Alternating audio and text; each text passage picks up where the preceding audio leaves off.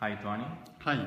I'm happy to be here and to meet you again and to do this interview for the Italian website of Non-Duality. You often say that this is not about words, but it is about a resonance. It's about energy, energetic. It's energy. So this communication is mostly about a transmission of energy, or well, you can't. There's no way that, in a way that energy can be expressed. When we talk together, we're pointing to an illusion. When we're pointing to the exposure of an illusion and the possibility that there is no one, there is no separation, and there is no separate individual who can find what they're looking for. In a way, that's what the verbal communication is about, exposing the illusion of identity. But the energetic, the energy can't really be talked about in any way that it could be analysed or understood. Well, basically, we're sharing a mystery in the open secret communication, which can't be understood or talked about. So this energy is always present, it's not passed from you to the audience? No, it's got absolutely nothing to do with anyone here, because the open secret is already, in a way, based on the sense that there is no such thing as an individual. Therefore, obviously, there's no such thing as an energy that can be transferred to another individual. All of that is an illusion. Energetically, what the open secret is saying is that all there is energy. Boundless energy, which there's nothing that influences that energy, there's no God or consciousness that directs it, it doesn't need to be directed, it's completely boundless and free, and has no intention of any kind. But within the energy can appear as seeking, intention, all of those things. So energy, as far as the open secret is concerned, is all there is, it's everything. Why this message is called the open secret? I don't know, it just came out of nothing. I wrote that, or a book was written, and then it was a question of what it could be called, and we thought of all sorts of things it could be called.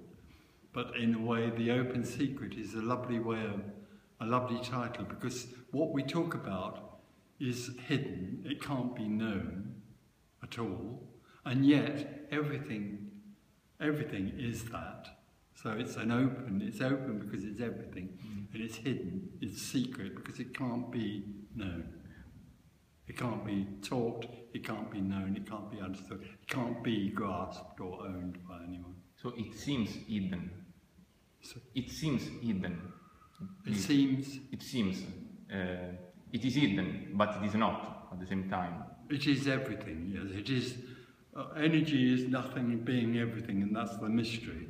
Energy is the absolute, relative, which are both the same thing. There isn't an absolute somewhere and a relative here. They are both the one. The word absolute and relative is a word that the mind uses as though there are two divided things, but there is no division. And why it seems hidden? Why does it seem hidden? Hidden. It's hidden from that which looks for it. All the time there, in the individual, as the individual takes form, so a sense of separation seems to happen, and directly separation seems to happen. It's only an appearance of energy, appearing to be separate. There's nothing right or wrong with it. But the feeling of being an individual in a separate subject-object reality creates a seeking for wholeness, or beingness, or whatever you like, or freedom. And that seeking for the freedom can never be resolved, because the freedom it looks for is already everything. And the problem for the seeker is that they look for an object called fulfillment, and there is no such thing. There's no such thing as an object called fulfillment. Everything already is fulfillment. So in that sense, when there's something that's looking for freedom, freedom seems to hide from that which is looking for it by being already everything. It's not a something, it is everything. So as far as secret is concerned, any idea that this could be taught, that in some way or other you can be taught to find everything, is ludicrous. So this is not a teaching. So there is no way to put an end to separation. Of course not, and of course the other thing about it is that the separation is only an illusion anyway. So when it suddenly is no more, there's a recognition that it never was real. It's a joke. This is the big joke. But it's not very funny for me. No, not at all. So God is a comedian with an audience that never laughs. What the word non-duality point to? Well, non-duality is really only a title. There's no such thing as non-duality. But like the word Advaita, it's a title that points to there being not two, nothing apart. So you could say in that way that that's its use just as a title. But the only trouble is it's been very plagiarized by people. Yeah. In the West now, almost everything is non-dual. So you can go and get non-dual therapy, non-dual teachings of enlightenment. In America, you could even buy non-dual hamburgers. It's ridiculous. And the non-duality that people talk about or teach is not non-duality. It's still a subtle form of something that the person can have. So it's not. It is dualistic. Yeah, yesterday at the meeting you were saying that lot of masters say, lot of non-dual masters talk about I am the presence, I am the awareness, but this is not. There is no I to be am. There's still, really all teaching points to or offers something to the self, the higher self, whatever. In a sense, it's still offering something that the self can have. The Om Secret simply sees all of that as an illusory dream.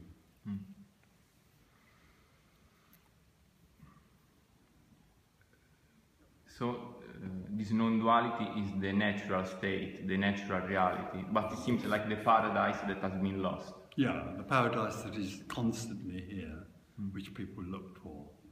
But it's not a non-dual paradise. It just is, in other words, it's just paradise, it is just freedom. Everything is at one, there is nothing apart, nothing that is two. It doesn't need to be because everything is that. Okay. And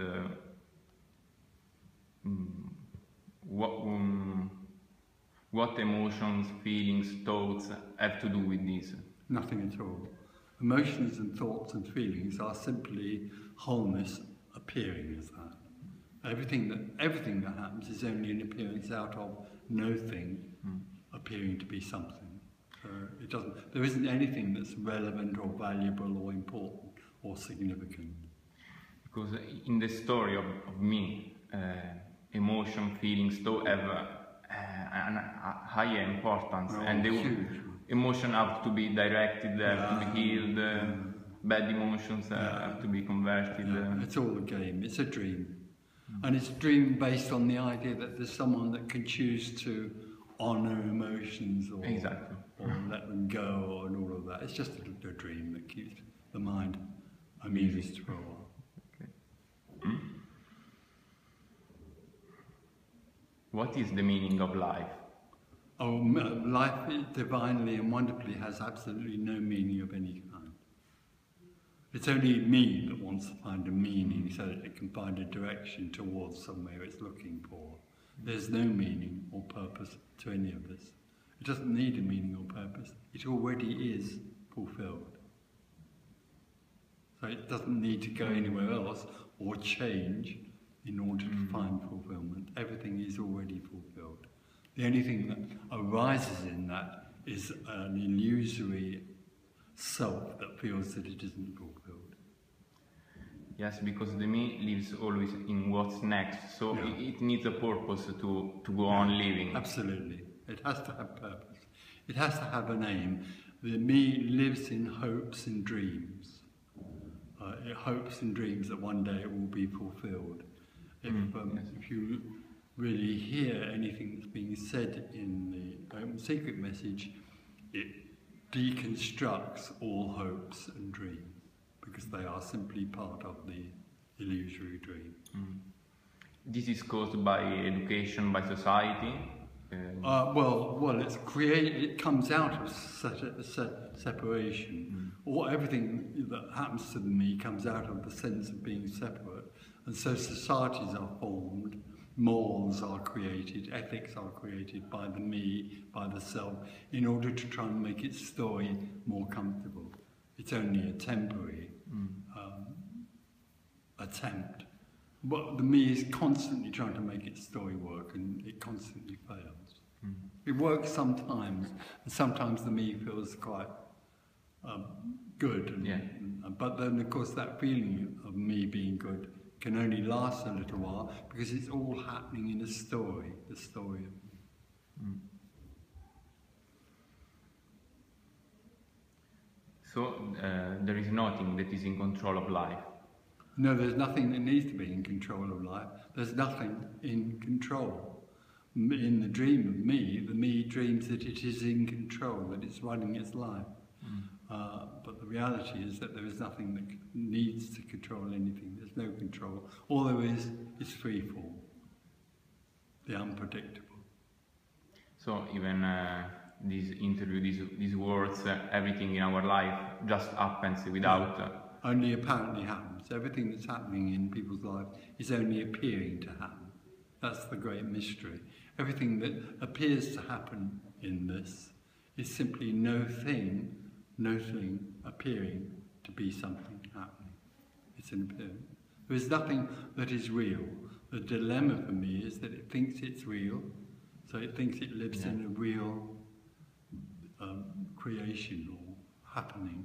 But the natural, when the me collapses, it's absolutely obvious to no one that everything is both real and unreal. I've just written a book which will be out in a month's time, and it's called As It Is and Is Not. So this is not...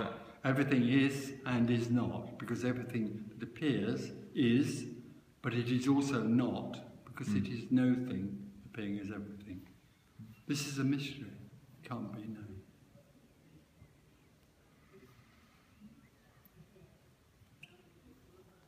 So,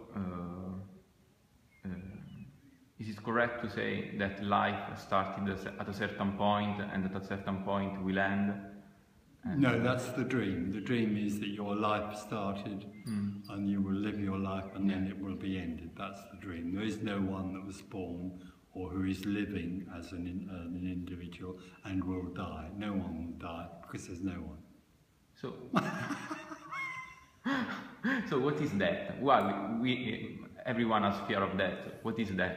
Well, me is afraid of death because me is absolutely afraid of being absent. So it seeks not to be absent by being important or special or following some path which makes it feel good. Then it thinks it's going on existing. What it's most frightened of is absence, its own absence. And what happens when the body dies in the way that we normally see that? If there's a sense of separation there, a me in the body, at the point of death, that ceases to apparently function, because it's only an illusion anyway.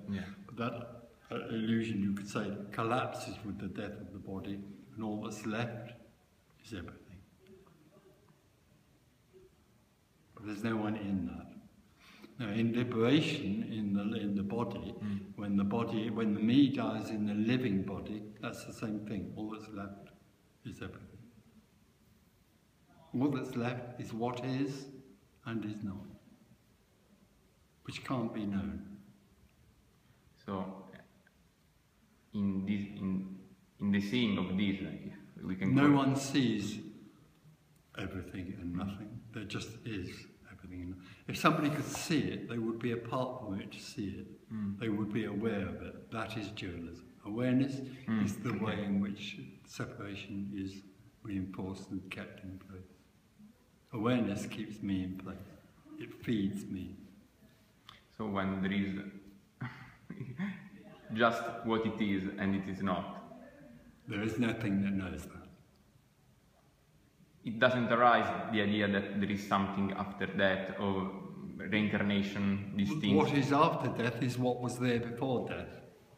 Everything. Nothing and everything. That's all there is. But for me, the problem for me is that it lives in the illusion that what there is a something else itself and something else which seems real to it. It can't, there's no way that me can see or comprehend the idea that everything is real and unreal. That's its dilemma. Yeah, these make a lot of people frustrated because it is not possible to get this. Me lives in frustration and tension a lot of the time. Me lives in a sort of a quiet desperation. And there is there a process in which this me collapse No, there's no more process. and more? No, there's no process. There can appear to be a diminution of the me energy. It's only an appearance, it's not real. And it has no significance of any kind at all.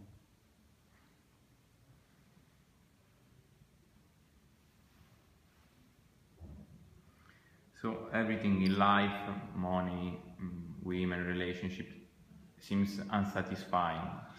Yes, for a while it's satisfying, but never, it's always transient because it seems to be happening in time, so it passes on, it passes by, and then the next thing arises, and that passes by, and the next thing arises, and that passes. The only constant there is that which is and is not.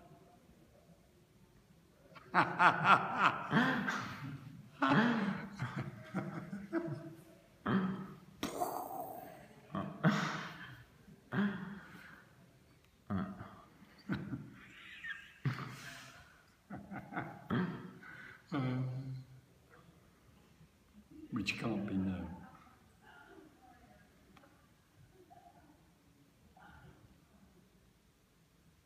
So even the suffering of this planet that we are destroying is what is and is not. There's nothing that can, or need, there's nothing that can be done about that. There's no one to do anything about that, and there's no need to do anything about it. There is only what is and what is not. This has got nothing to do with the idea of making a better world or saving the world. Or there isn't a world to save. The world is an appearance of nothing. You say that lot of people, lot of masters say that the world is an illusion. Yeah. It's not an illusion. The only illusion there is that which is experienced by me. The only illusion there is in the whole of this is the illusion of separation. I am an identity in here, and I'm separate from everything. That's the only illusion. Everything else is simply what it is.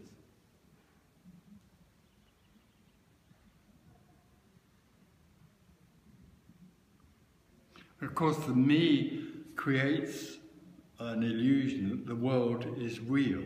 Yeah. Many masters are pointing out, or not many masters actually, but some masters are pointing out that the world isn't real, it's real and unreal. That's what I'm saying. So, all that stuff about change the world with the intention, positive thinking.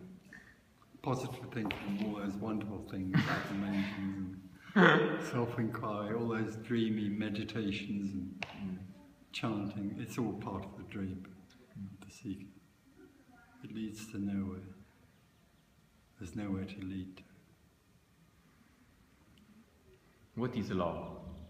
Well, again, it can't be known or described. The experience of me to do with what it calls love is a need love. It needs to love and be loved. It needs to be loved. Yeah, it has to do with the relationship, the love. Well, or anything, mainly with people.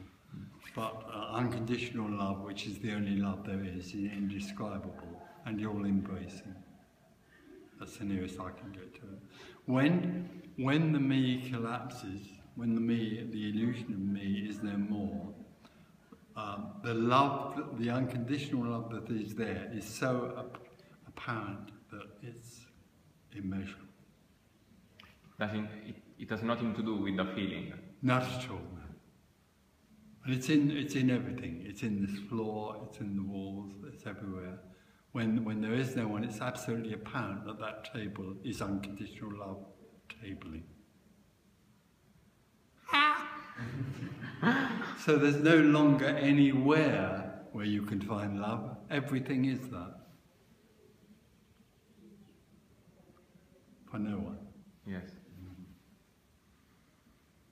So, if there is still this sense of contraction, everything is a mess at the end. Well, everything is separate and in a sense illusory. But the me turns this table into something real. When the me looks at the table is obviously moving particles tabling. It's no thing taking the form of a table. So that doesn't change. But within the perception of me, the table seems to be real. So the experience of me is that the table is made of concrete, if you like. It's just a real thing. And that's the dilemma, because it doesn't see the table, it doesn't see the sky, it doesn't see trees, it doesn't see another as anything other than a separate object. That's its agony.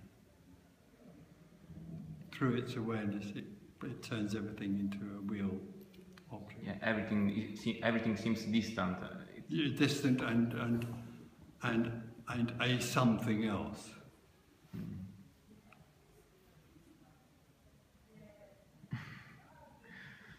That's why really me is constantly seeking. Me is seeking. Me is the seeker. And so what happens at this meeting? No, there's nothing that happens because there's nothing happening.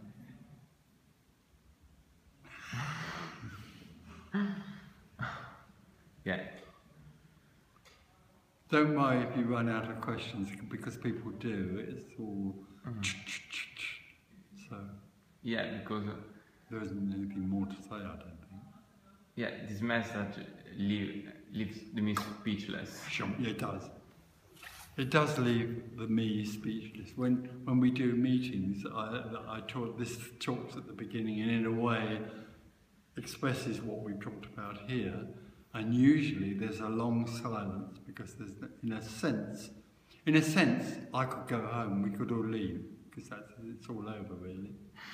So there's nothing to say. But in some way or other, the mind creates some sort of question.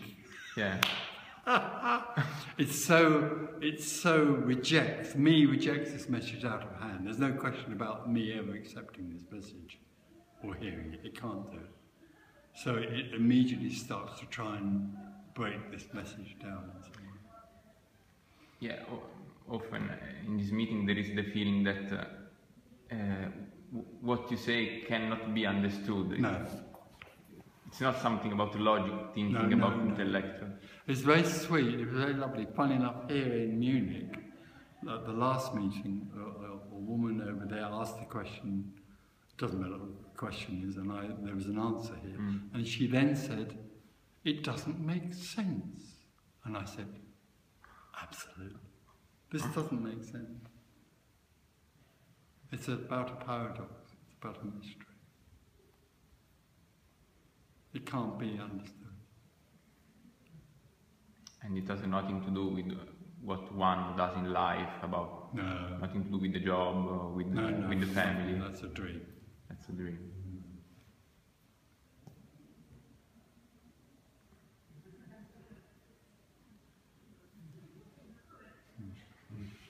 So everywhere, every time there is just this. Well, there is no every time. There is just what is and is not.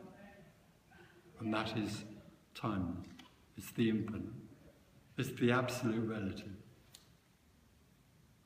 It's not the absolute, it's the absolute relative. It's the formless form.